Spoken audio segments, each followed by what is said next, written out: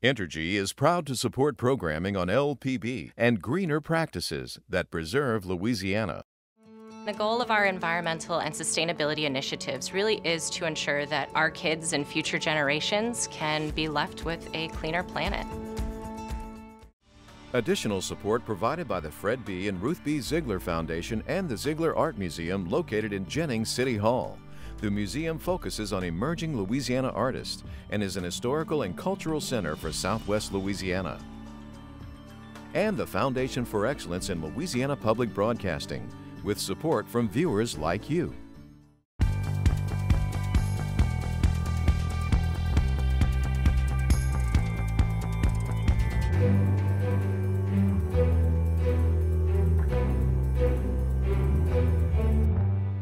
I'm concerned about a fourth and a fifth and a sixth. Is it possible Louisiana will see another surge? We're responsible primarily for ourselves right now. What's next for COVID restrictions and guidelines? Baton Rouge was just calling us. How a Hollywood family of movie makers settled in Louisiana. Hi, everybody. I'm Kara St. Cyr. And I'm Andre Moreau. Lots of top stories to get to tonight on this week's edition of SWI. But first, it's happened in Texas and in Mississippi, and now it could happen here in Louisiana. It's possible the mask mandate could be lifted. In his weekly updates, Governor John Bel Edwards said nothing is off the table. The latest order expires next Wednesday, which is when Governor Edwards will give an updated proclamation. He says he'll meet with public health officials before he makes a decision about that mask mandate. As of now, Louisiana is operating at one of the loosest restrictions we've seen throughout this pandemic. And if cases stay on a downward spiral, we can expect that to continue. What happens in Argentina and in Spain and in Israel and in India and everywhere else is important ultimately as to what happens here in the United States and in Louisiana. But we're responsible primarily for ourselves right now. And if we're slow to get the uptake that we need on the vaccination, the longer it takes to get to, back to normal. Well, as we know, all eyes have been on LSU and the sexual misconduct scandal. Lots of questions are swirling about how college campuses should deal with these situations. Thursday, the governor also addressed lawmakers' plans to deal with these cases effectively. He started his weekly press conference with news on House Bill 409, a bill that sets guidelines for colleges to follow if a Title IX situation happens. That bill sailed through the House and Education Committee. It's essential, and I've said this many times, that our students feel safe and be safe on our campuses, and that the parents of those students know that they will be safe. There is not much opportunity to be gained through higher education absent basic safety. And now to other headlines making news across the state. Big news this week in LSU's search for a new president. Interim President Tom Galligan has removed his name from the search and says he looks forward to returning to his post as Dean of the LSU Law School. It leaves 8 semifinalists to be interviewed Monday and Tuesday, with the search committee expected to pick finalists April 30th to submit to the LSU Board of Supervisors. Contenders include Commissioner of Administration Jay Darden, the governor's chief budget advisor, and University of Louisiana System President Jim Henderson. The presidential search is happening with LSU embroiled in the middle of a sexual misconduct scandal. A second top aide has resigned from the state AG's office, saying his boss targeted him for being a whistleblower. In his resignation letter, Assistant Attorney General Matthew Derbies says the office is retaliating against him for filing the sexual harassment complaint against former associate Pat McGee. McGee resigned in March, saying the allegations against him were unjust and false. Attorney General Jeff Landry has put the blame on Derbies. Derby says the office has targeted him and those who had the courage to stand up. The leader of the state's affordable housing agency is suspended while he's being investigated for allegations of sexual harassment. Keith Cunningham of Louisiana Housing Corp. is on administrative leave with pay pending the outcome of the investigation. The search for survivors from a capsized lift boat in the Gulf of Mexico has closed, and attention has turned to comforting the loved ones of 13 missing or known dead. The grim hunt for bodies continues, and an investigation that could last up to 2 years has begun. The Sea Corps Power went over April 12th, 8 miles off the coast, with 19 on board. They were making a trip to an offshore rig despite marine warnings of high winds and sudden rough seas. The Coast Guard searched 9,000 square miles in the aftermath.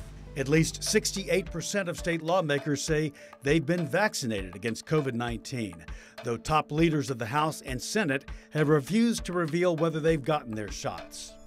This from a survey conducted by the Advocate newspaper. Senate President Paige Cortez and House Speaker Clay Schexnayder were among 12 legislators who refused to answer the question. And another note about the Marine tragedy, millions of dollars in lawsuits expected from families of those who perished, and at least one has already been filed. That one came in Texas. The wife of one of those missing filed suit seeking damages in excess of $25 million.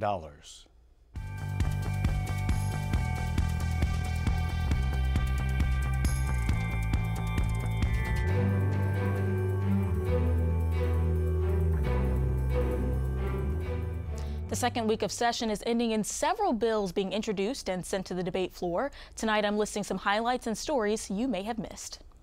A bill that aims to update Louisiana's sales tax collection has advanced through the Senate. House Bill 199 will put all sales tax from local government agencies like school boards and parish governments into one system, which is the process the rest of the country uses. In the past, one local sales tax system was a heated argument between lawmakers and local taxing agencies. But as of right now, both parties seem to be in agreement, for the most part. The bill was introduced by House Speaker Clay Schexnayder. It passed through the House 97-4. Next, the bill goes to the Senate floor for debate. Some patients may be able to smoke medical marijuana soon. At least that's the goal of Home Representative Tanner McGee. He proposed an expansion of Louisiana's medical marijuana program to allow patients access to smokable cannabis. The bid coasted through its first review on Thursday. The House Health and Welfare Committee voted 12-1 for the expansion. Right now, Louisiana's dispensaries can sell only liquid gummies, inhalers, and lotions or creams for the skin. McGee's bid would make it legal to sell it in its smokable form for medical purposes only. Senator Sharon Hewitt's proposal to secure voting systems would take away some of the burden from Louisiana's Secretary of State and add more opportunities for legislative oversight on voting machines. Since the last general election, what the state uses to cast a ballot has come under fire after voter distrust ballooned in 2020. Hewitt's proposal would create a commission to pick the voting machines the public can use, which is normally the Secretary of State's job. The Senate and Governmental Affairs Committee sent the bill to the Senate floor for debate. If lawmakers can agree, kindergarten could be mandatory for Louisiana students. Senator Cleo Field's bill would require all children who turn 5 years old by September 30th to enroll in kindergarten classes, which is 2 years younger than the current age requirement to start school. Right now, Louisiana law calls for kids 7 and older to be in class. The changes would go into effect for the 2022-2023 school year. Homeschooled children would also have to start their education at 5 years old. The bill will be debated by the Senate next, but a secondary Senate hearing is likely to follow, since the bill could cost millions to bring in all those new kids. And lastly, Governor John Bel Edwards called transgender bills filed for the legislative session discriminatory. Edwards says he'll oppose any bills that put medical and sports restrictions on transgender kids. Legislators introduced a few bills that would bar transgender girls from competing in girls' sports. There's also a bill to restrict access to health care necessary for transitioning kids. The governor says he thinks those bills would be harmful and unnecessary. Each week, we'll give you a wrap-up of what goes on at the Capitol this session. We'll continue those updates until it ends in June.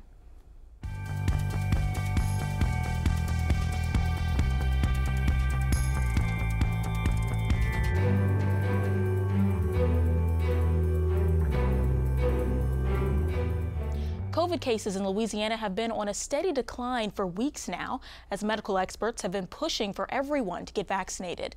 But now we're starting to see a couple bumps on that road to recovery. In a few areas, COVID cases are starting to jump, and experts say if we're not careful, Louisiana might find itself in a fourth surge. Each time there's a surge coming, medical experts see things. It could be groups of people gathering or less mask wearing. But usually, there's some sort of sign. I'm concerned about a fourth and a fifth and a sixth. Yes, we have had many surges so far, and there's no reason to think that we won't have several more if more people don't get vaccinated. Catherine O'Neill is the chief medical officer at Our Lady of the Lake. She says the last big surge in December started out as small upticks in cases until eventually it ballooned into something more. Right now, Louisiana isn't at surge level numbers, but we are starting to see that small number of upticks of COVID-19. Dr. Joseph Kanter with the Louisiana Department of Health says these cases are isolated in different parts of the state. Our progress has stalled, and we're actually seeing the beginnings of increases in just about every region of the state in one facet or another. All regions except for the River Parishes region are now having an increase in the number of cases diagnosed day by day. And all regions except for the Shreveport area are seeing increases in percent positivity. So you put that together and it's concerning. Kanter says it's too soon to tell if Louisiana is in fact heading toward another surge, but the uptick is still enough to raise alarms, especially because other states are seeing cases climb in places like Florida and Alabama. In Michigan, the governor has asked the federal government to send extra doses to curb the rise. What's happening right now is a number of states in the Northeast are having increases. Michigan and a couple of the Midwestern states are having increases. And now Florida is having increases too, as well as Alabama. Alabama had a 20% increase in their hospitalized patients over the past couple of days. Some other states in our region remain flat. Texas is staying flat. Mississippi is staying flat. How and why, it's really unclear. But at the end of the day, we're certainly vulnerable. We're certainly vulnerable here. Right now, one of our biggest vulnerabilities is a lack of testing. Less people are getting COVID tests. O'Neill says it isn't because they aren't available, it's just that people aren't going as much as they were before. Without consistent testing, the state can't keep track. If you look at the amount of tests being performed for COVID-19 in Louisiana, we're at June numbers. When we didn't really even have great access to testing and we were begging people to go get tested.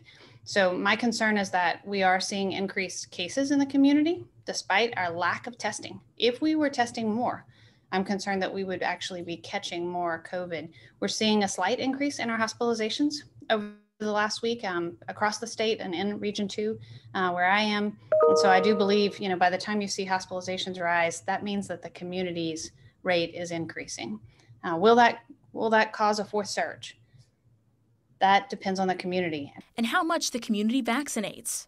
In the past, when we had surges, vaccination wasn't available for the masses.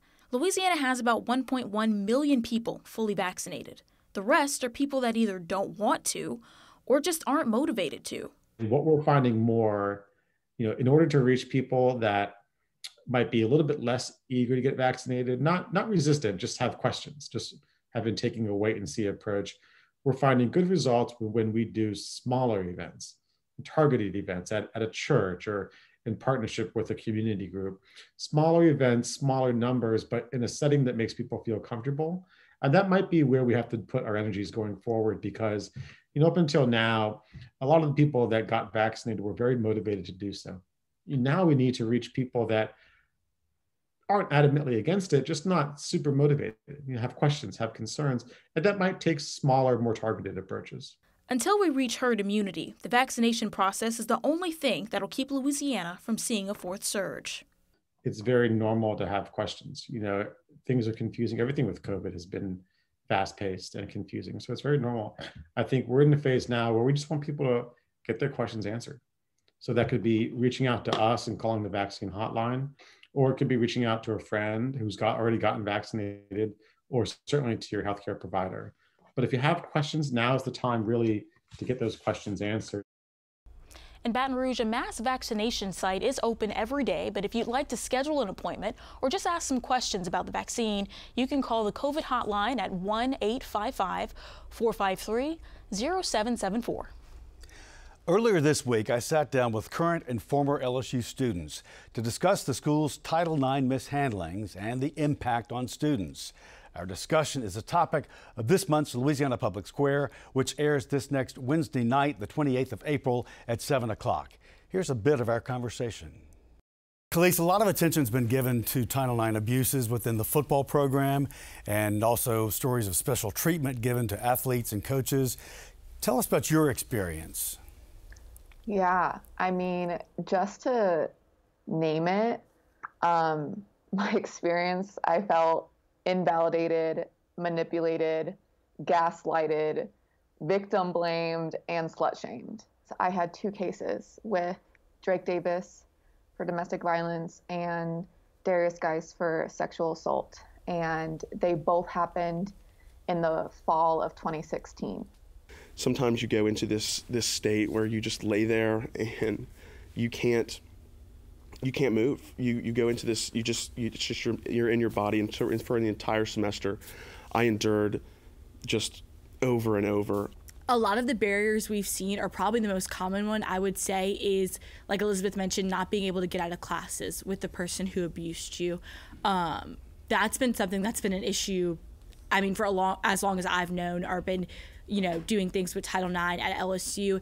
And it's something that I think Louisiana as a whole is failing on. Many states have state laws that make that required, to where if a survivor is in a class with an abuser, you have to move the abuser. It's not on the survivor to be moved. And yet we can't even get survivors moved out of their classes when they're begging to be. And so I think, not only does that take action from university administration, but it should be a concern to legislators across Louisiana that this is something they have power to change, and it's a real tangible benefit to survivors. My experience, I had no idea what my options were. I had no idea what was right or what was wrong, what was correct protocol, what was not. And so I trusted these professionals to do their job, because I was definitely not in a place to question anything. And I later have found out that my investigation was not thorough enough. There was definitely protocols broken, but I had no idea how to navigate that at the time, and I didn't have resources to help me navigate that. The person was in a position of power, and so I didn't feel like I could report it. I had heard stories like Elizabeth and Caroline and people like that, and in my freshman year, so I just didn't report it. I didn't think that the process would be kind to me. I didn't think that I could truly be represented within the process, because I had heard so many stories about how Title IX was almost victim blaming. I think it is absolutely LSU's responsibility to first create a culture where predators and abusers know they will be held accountable. Because right now, LSU has sent a very clear message that predators and abusers will be protected at all costs. So at the end of the day, you can have as much resources, websites, lights as you want, but if people are not being held accountable, no one's going to report. Because why would they? Why would they relive their trauma and put themselves through more pain knowing nothing's going to happen? Public Square will also feature conversations with LSU Interim President Tom Galligan and UL System President Dr. Jim Henderson. Again, that's 7 o'clock Wednesday night, April 28th, here on LPB.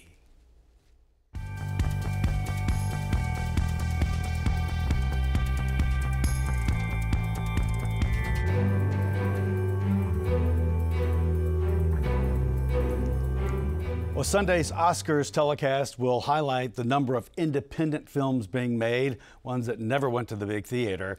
Independents continue to make noise here in Louisiana, and tonight we meet a close family of filmmakers who arrived in Baton Rouge without fanfare 5 years ago, but that may all change with the release of their latest film, The Last Champion, and a number of films on the horizon. We'll be married 30 years in May. Next month. Glenn Withrow and his wife, Hallie Todd, combine years of acting with writing, producing, directing, and now distributing films in their company, Redburn Street Pictures. Their daughter, Ivy Withrow, also writes and is now a lawyer. They are quite a package who have all bases covered as independent filmmakers. Glenn is a veteran actor living his dream of making movies. Hallie has done major television work and movies since 1976, and is best known as Joe McGuire in the TV series Lizzie McGuire. And a little trivia, Hallie's mom, Ann Gilbert, was well known for her role as Millie, the next-door neighbor of Laura and Rob on The Dick Van Dyke Show, and later starred as Fran Drescher's mom in The Nanny. We have to pinch ourselves all the time and go, do we really do this? We're doing this. I mean, we're doing this together. It's just really super cool and rare and fun and combative. Because doing it, I mean, doing everything. Yeah. It's usually a company does one like that. Right. Yeah, I mean, he does, I would say, percentage-wise, a tremendous amount more heavy lifting. I stay in my lane for the most part as far as creative. I mean, we're all creative together, but once that part is over, I'm not as once we get useful. through casting and filming, you know, I mean, Hallie and I are great with that. Yeah. And your daughter, also writer, but now lawyer for the company? LSU. LSU Law. Yeah, she handles all the, really a liaison between the attorneys that we have to work with and what we have to do. She gathers all that and she communicates with them, making sure we get it. So it's really helpful. We're talking about like a major one-stop shop. We are. Yeah. And very much under the radar by choice since moving to Louisiana in the last 5 years. You know, it's hard when you're in LA and you're in the industry, you're just afraid to leave. You feel like you can't do what you want to do anywhere else. If you leave, you'll never be able to do it anywhere. But we wanted to pull the Band-Aid off, and Baton Rouge was just calling us. There were so many people and opportunities that kept kind of floating our way, and we're going, this is for a reason. So, but when we moved, we weren't sure if it was going to work. I'd never lived anywhere but Los Angeles, and so we were kind of like, let's just check it out, right? So they checked it out and largely made their latest film since moving here. The Last Champion is about an Olympic wrestler who cheats, then finds out if there's redemption later in life.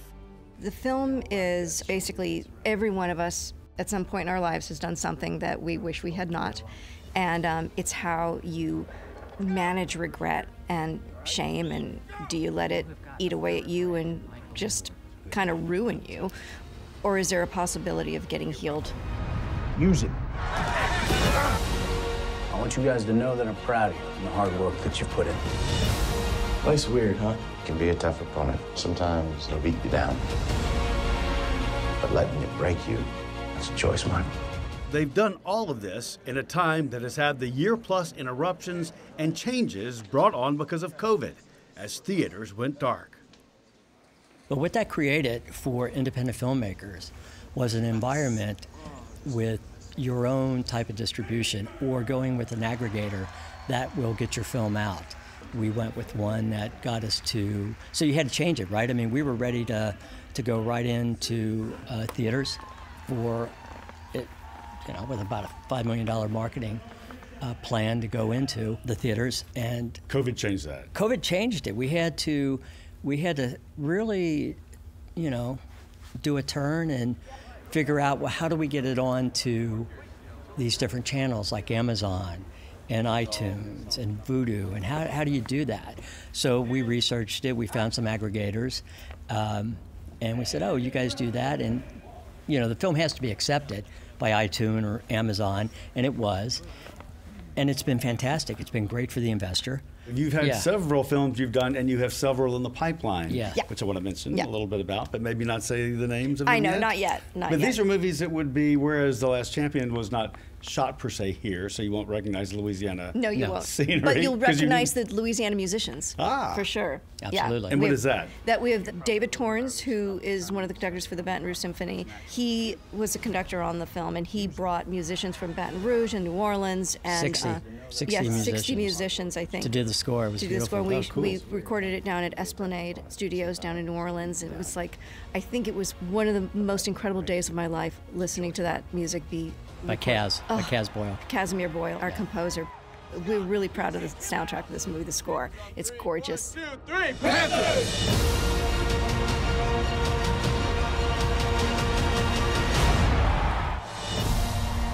Esplanade Studios is located in an historic church in the Tremaine neighborhood.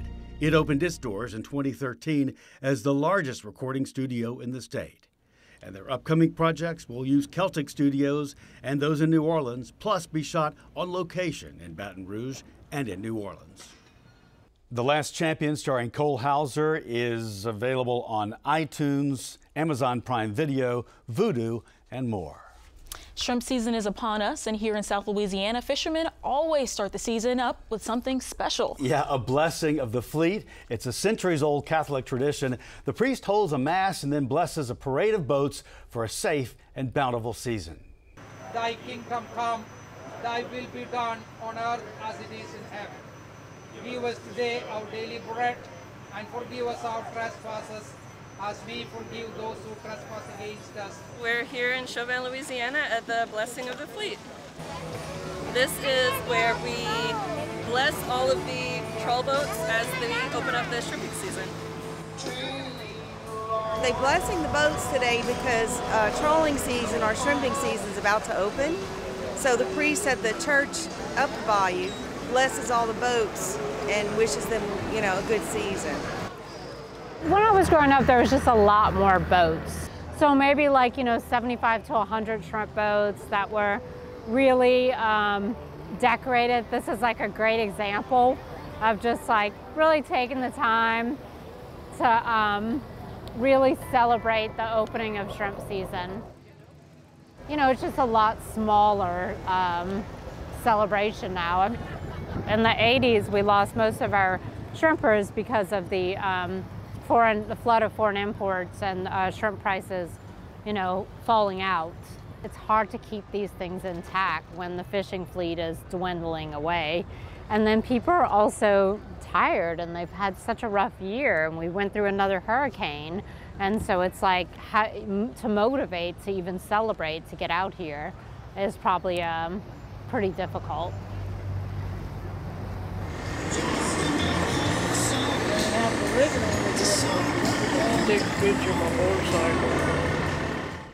Now from shrimp boats to space rockets, SpaceX early this morning launched its third astronaut mission in less than a year. 3, 2, 1, 0. They launched from Cape Canaveral, Florida. 4 astronauts from 3 countries are on board: the U.S., France, and Japan. They'll be in space for 6 months at the International Space Station. And then later this year, the SpaceX civilian mission is expected. Hallie Arsenault from Louisiana and representing St. Jude Hospital will be on board. Well, everyone, that is our show for this week. Remember, you can watch anything LPB anytime, wherever you are, with our LPB app. You can catch LPB News and public affairs shows, as well as other Louisiana programs you've come to enjoy over the years. And please like us on Facebook, Twitter, and Instagram. For everyone here at Louisiana Public Broadcasting, I'm Andre Moreau. And I'm Kara St. Cyr. Until next time, that's the state we're in.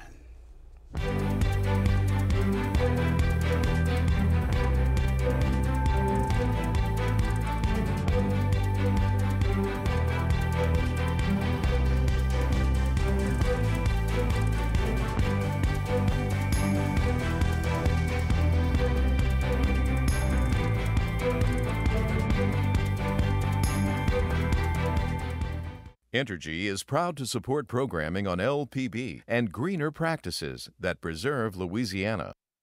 The goal of our environmental and sustainability initiatives really is to ensure that our kids and future generations can be left with a cleaner planet.